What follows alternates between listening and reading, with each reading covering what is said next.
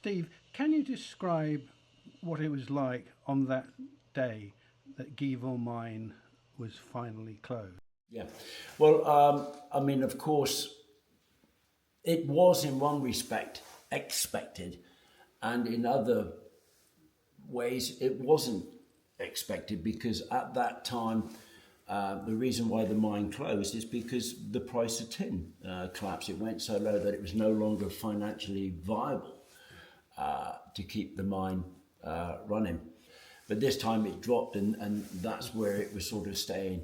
And I believe Geevor was the first mine to go, and then it was the domino effect, of course, and then all the other big mines, Crofty, Wheal, Jane, Pendarvis, etc., eventually all followed suit.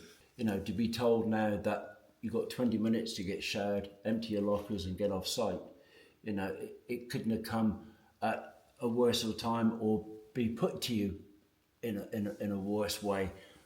Come the end, you could hear lockers being slammed shut, and you know, and kit coming off, and it was a sad day. It was a sad day. If you can explain where we are actually in the mine itself. Yeah, this is the dry. Yeah. Now, the dry basically is the lock or changing room, but they're called dries for a reason, because that stems back to the days of steam. When steam first come into the county, miners very quickly caught on that steam engines generate heat. And when you come up from underground, like a lot of the miners in even modern day mining, you'll come up, you're going to be wet, you're going to be dirty, you could be cold.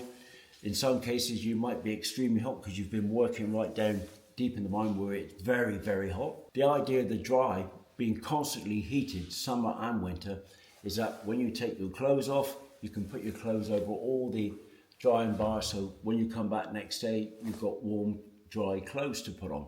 And that's the idea of it. Many years ago in mining, things like, for example, pneumonia would have been quite common.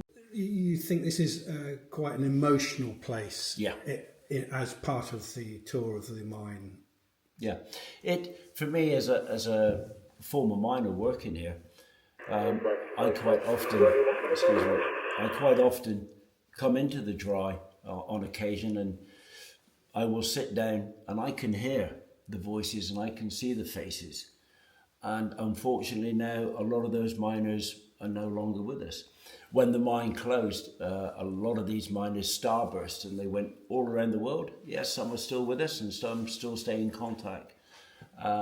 But those voices now, they're a distant memory. But it's great to come in here sometimes and remember what it was like in the mornings when you come in to get changed. The camaraderie in mining was brilliant, you know, and everybody comes in and there's always this jokey old mood, and you can hear the talks going on about what football teams won last night, and my football team won this last night, and they're talking about everything, and you can hear it's just a blaze of sound in here, noise, etc. And as the miners are leaving, as I used to comment sometimes, for a job that we're about to go down into, you know, you've got miners going out through the door now, heading down to the shaft, ready to go underground. And they're still, you can hear them laughing and joking, shouting and bawling, going down through the tunnel, ready now to catch a cage to go underground. So all that's gone now. But as I say, for me, I can sit here and I can listen to it, and I can still all hear all that banter and laughing and joking and whatever. And at the end of the shift, when you come up, all the miners will come in then, you know, and that you can see, you know, these are miners. They're absolutely filthy now. They've done a hard day's work underground. They're tired now, they just want to get showered up, they just want to go home now, have family time, etc.